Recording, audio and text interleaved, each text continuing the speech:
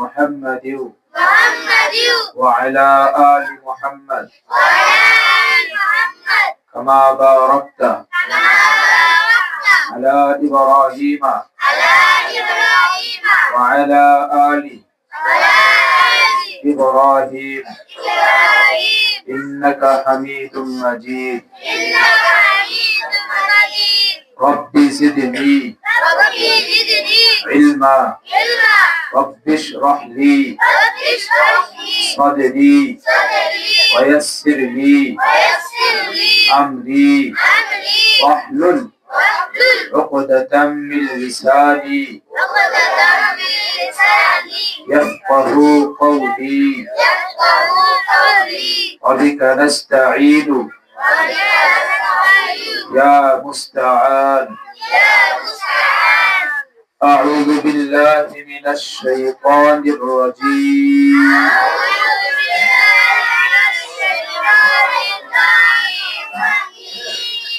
سورة الفاتحة مكية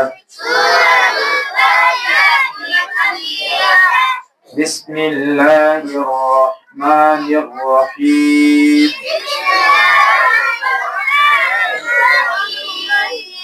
الحمد لله رب العالمين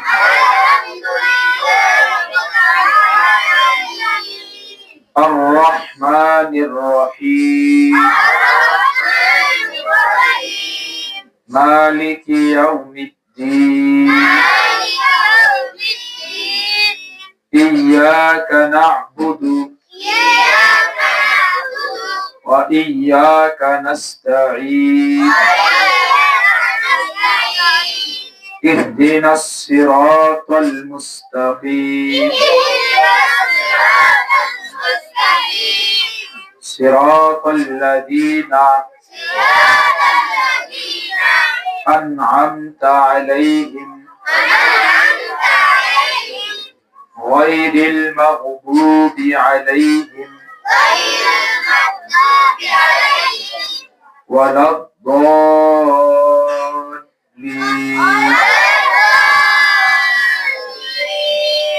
آمين صدق الله العظيم সম্মানিত উপস্থিতি, আমরা অত্যন্ত গর্বিত যে আমাদের সন্তানেরা আল্লাহ সুবহানাহু ওয়া তাআলার অশেষ কৃপায় পবিত্র কালামুল্লাহ শরীফের প্রথম সবক আজকে শুরু করেছে।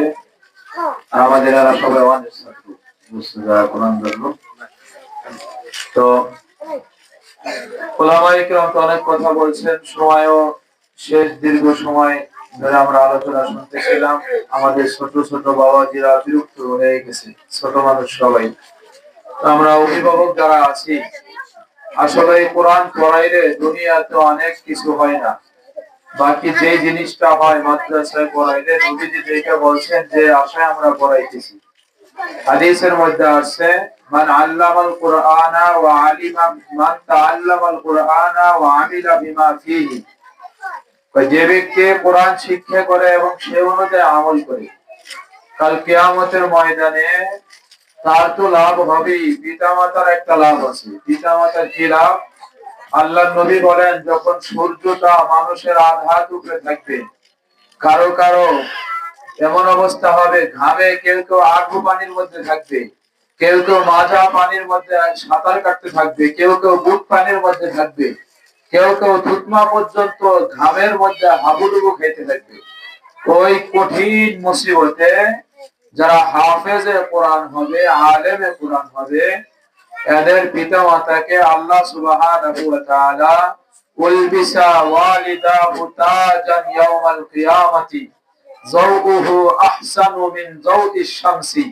আল্লাহর নবী বলেন, ওই কঠিন মুসিবতের সময় যারা তাদের সন্তানকে কোরআন পড়নেওয়ালা বানিয়েছে, কোরআন পড়েছে, সে অনুযায়ী আমল করেছে, এমন সন্তান যারা দুনিয়ার বুকে রেখে এসেছিল, যারা সন্তানদেরকে হাফেজে কোরআন, আলেমে কোরআন বানিয়েছিল, তাদের পিতা মাতাকে আল্লাহ সুবহানাহু ওয়া তাআলা এমন একটা নূরের টুপি পরাবেন, যেই নূরের টুপির তাজাল্লি সূর্যের আলোর চাইতেও বেশি হবে।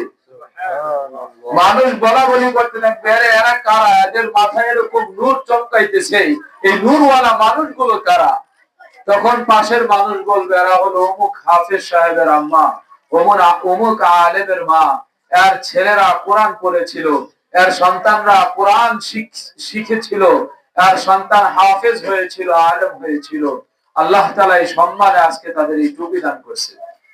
এই জন্য আমরা সকলেই আমাদের সন্তানদেরকে এই কোরআন পড়নেওয়ালা বানানোর জন্য চেষ্টা করব। আমরা জেনারেল শিক্ষিত করি, কোনো সমস্যা নাই, কিন্তু আমার ছেলেটা যেন তার জীবনের প্রাথমিক শিক্ষাটা যেন ধর্মীয় শিক্ষা পায়। কি বলেন, কথা ঠিক কিনা? আমার ছেলেটা যেন নাস্তিক না হয়ে যায়। আমরা প্রাথমিক ভাবে আপনার প্রাইমারি শিক্ষা তো সবাই দিয়ে থাকি, তো ওই হিসেবে আমরা কিন্ডারগার্টেন সিস্টেম মাদ্রাসা করা হয়েছে। কেলে থেকে পঞ্চম শ্রেণী পর্যন্ত আপনার বাচ্চা এখানে জেনারেলের পাশাপাশি তার জীবনে চলার জন্য, ইসলাম মানার জন্য, আল্লাহকে চেনার জন্য, নবীকে চেনার জন্য যতটুকু তার ইলমে দ্বীন শিক্ষা করা দরকার, যতটুকু তার কোরআন জানা দরকার, একজন মানুষ হওয়ার জন্য, অমানুষ না, একজন সন্তান মানুষ হওয়ার জন্য যতটুকু ইসলামের শিক্ষা দেওয়া দরকার, আমরা জেনারেলের পাশাপাশি 5 পর্যন্ত এখানে ততটুকু শিক্ষা দিয়ে থাকি। এরপর আপনি যদি চান আপনার সন্তানকে আপনি বাংলা লাইনে পড়াবেন, ইঞ্জিনিয়ার বানাবেন, ডাক্তার বানাবেন, ডক্টর বানাবেন, কোনো সমস্যা নাই।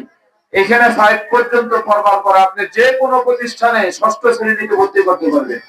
বাংলাদেশের যে কোনো স্কুলে আপনি 6 নিয়ে ভর্তি করতে পারবেন। তো আমরা সকলের সন্তান তো হাফেজ হওয়া সম্ভব হবে না, সকলেই তো আলেম হয়ে যাবে না।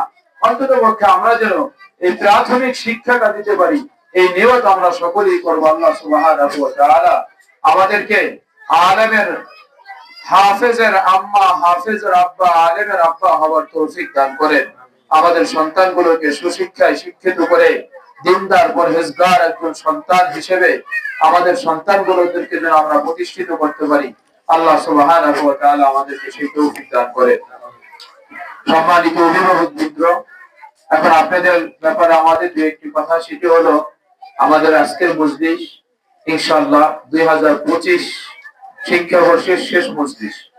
2025 শিক্ষাবর্ষে আর এরকম ভাবে একত্রিত ভাবে আপনাদেরকে ডাকা হবে না।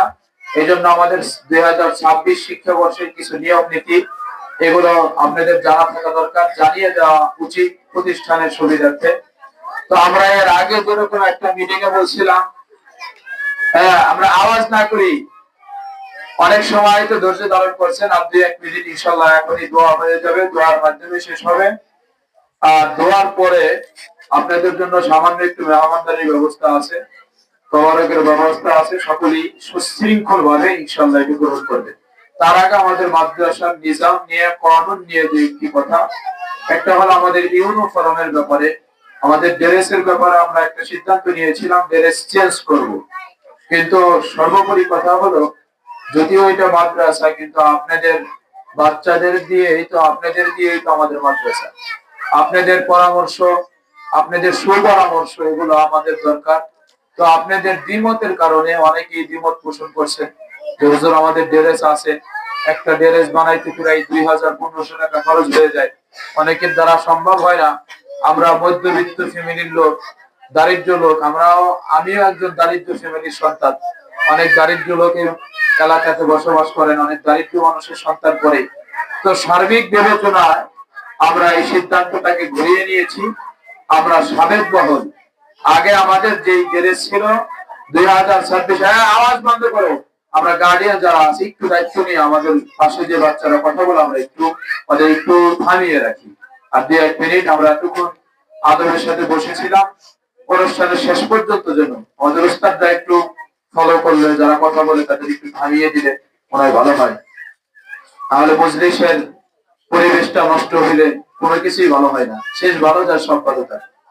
তো আমাদের 2026-এর ড্রেস ইনশাআল্লাহ আগের যেটা ছিল কফি কালার ড্রেস, ছেলেদের পাঞ্জাবি পায়জামা, আর এই টুপি, আমাদের টুপিটা শুধু চেঞ্জ হবে।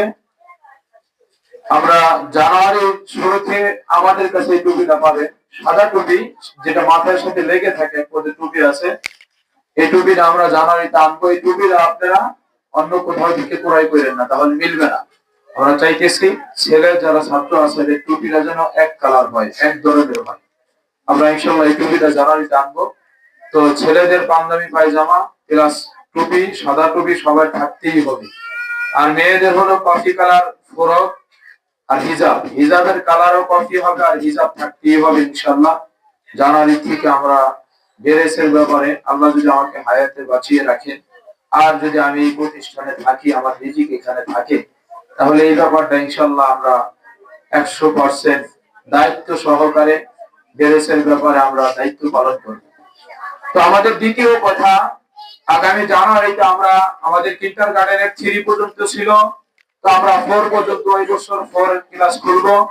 যারা 3তে আছে তারা যদি চায় এখানে 4 পড়বে, 4 পড়তে পারবে ইনশাআল্লাহ।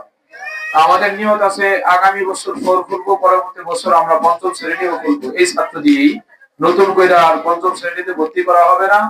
নতুন কোন স্কুল থেকে কেউ আসলে তাকে 4-এ ভর্তি করবে এমনটাও না।